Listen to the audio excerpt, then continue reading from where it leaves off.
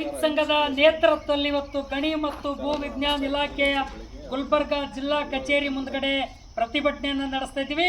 ಸೌಳು mafia ದಂಡ ಅತಿ ದೊಡ್ಡ ರೀತಿಯಿಂದ ವೇಗವಾಗಿ ನಡೀತಾ ಇದೆ. ಸೌಳು ಮಾಫಿಯಾ ಮೂಲಕ ಇಡೀ ಸಾರ್ವಜನಿಕರಿಗೆ ತೊಂದರೆ ಆಗ್ತದೆ. ಸಾರ್ವಜನಿಕರ ಆರೋಗ್ಯ ಮೇಲೆ ದುಷ್ಪರಿಣಾಮ ಬೀರ್ತಿದೆ. ಸಾರ್ವಜನಿಕರಿಗೆ ಕೆಮ್ಮು, ದಮ್ಮು, ಅಸ್ತಮ, ಬಾಣಂತಿಯರಿಗೂ ಕೂಡ ಇಡೀ ಆರೋಗ್ಯ ಹದಗೆಡ್ತಕ್ಕಂಥ ಪರಿಸ್ಥಿತಿ ನಿರ್ಮಾಣ ಆಗಿದೆ. ಬಾಣಂತಿಯ ಹೊಟ್ಟೆಯಲ್ಲಿ ಕೂಸು ಬೆಳೀತಕ್ಕಂಥ ಮಗುವಿನ ಮೇಲೆ ಕೂಡ ಇವತ್ತು ಬುದ್ಧಿಮಾಂದ್ಯ ಬೆಳತಕ್ಕಂಥ ಪರಿಸ್ಥಿತಿ ಇವತ್ತು ವೈದ್ಯರನ್ನ ಹೇಳ್ತಕ್ಕಂಥದ್ದು ಇವತ್ತು ನಿರ್ಮಾಣ ಆಗ್ತಾ ಇದೆ. ಆ ಕಾರಣಕ್ಕಾಗಿ ಈ ಸೌಳು ಮಾಫಿಯಾ ದಂಧೆ ಇಡೀ ದೊಡ್ಡ ರೀತಿಯಿಂದ ನಡೀತದೆ. ಸೌಳು ಮಾಫಿಯಾಗಳೇನಿದ್ದಾರೆ ಇವತ್ತು ಯಾವುದೇ ಕಾರಣಕ್ಕೂ ಆ ಸೌಳಿನಿಂದ ಡಸ್ಟು ಧೂಳಿನಿಂದ ರೈತರ ಬೆಳೆ, ರೈತರ ರೊಕ್ಕದ ಮಾಲು, ಉದ್ದು, ಹೆಸರು, ಸೋಯಾ ಬೆಳೆಗಳನ್ನು ಕೈ ಬಂತು ತನ್ನ ಬಾಯಿ ಬರಲಾರದ ಪರಿಸ್ಥಿತಿ. ಮುಂದಿನ ದಿನಗಳಲ್ಲಿ ಜೂನ್ ತಿಂಗಳಲ್ಲಿ ಮುಂಗಾರು ಮಳೆ ಆಯಿತು ಅಂದರೆ ಬಿತ್ತನೆ ಆದರೆ ಕೈ ಬಂತು ತನ್ನ ಬಾಯಿಗೆ ಬರಲಾರದ ಪರಿಸ್ಥಿತಿ ನಿರ್ಮಾಣ ಆಗ್ತದ.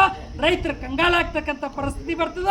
ಇವತ್ತು ಕೊರ್ವಿ, ಸುಲೆಪೇಟ್, ಸೂಗೂರದಲ್ಲಿರ್ತಕ್ಕಂಥ ಆ ಸೌಳು ಮಾಫಿಯಾ ಮೂಲಕ ಯಾವ ಮೇಳೆಗೆ ಸೂರ್ಯನಿಂದ ಒಳಗಡೆ ಹೋಗಿ ರೊಟ್ಟಿ ಮೇಲೆ, ಅಡಿಗೆ ಮೇಲೆ, ಬ್ಯಾಳಿ ಮೇಲೆ, ಬಟ್ಟಿ ಮೇಲೆ ಈ ಡಸ್ಟ್ ಧೂಳು ಬಿದ್ದು ಅಡಿಗೆ ಹಾಳಾಗ್ತಕ್ಕಂಥ ಪರಿಸ್ಥಿತಿ ನಿರ್ಮಾಣ ಆಗಿದೆ.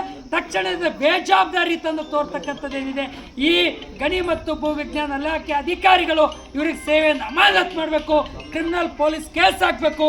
ಇವತ್ತು ಅಕ್ರಮವಾಗಿ ಸೌಳು ನಡೆಸ್ತಕ್ಕಂಥ ಸೌಳು ಮಾಫಿಯಾ ಇವತ್ತು JCB ಟಿಪ್ಪರ್ಗಳನ್ನು ಜಪ್ತಿ ಮಾಡಬೇಕು ಅಂತಕ್ಕಂಥ ಮಾತನ್ನು ಕರ್ನಾಟಕ ಪ್ರಾಂತ ರೈತ ಸಂಘ ಆಗ್ರಹ ಮಾಡ್ತಾ ಇದೆ ಅಂತಕ್ಕಂಥ ಮಾತಾಡಿ ಬರ್ತೀವಿ.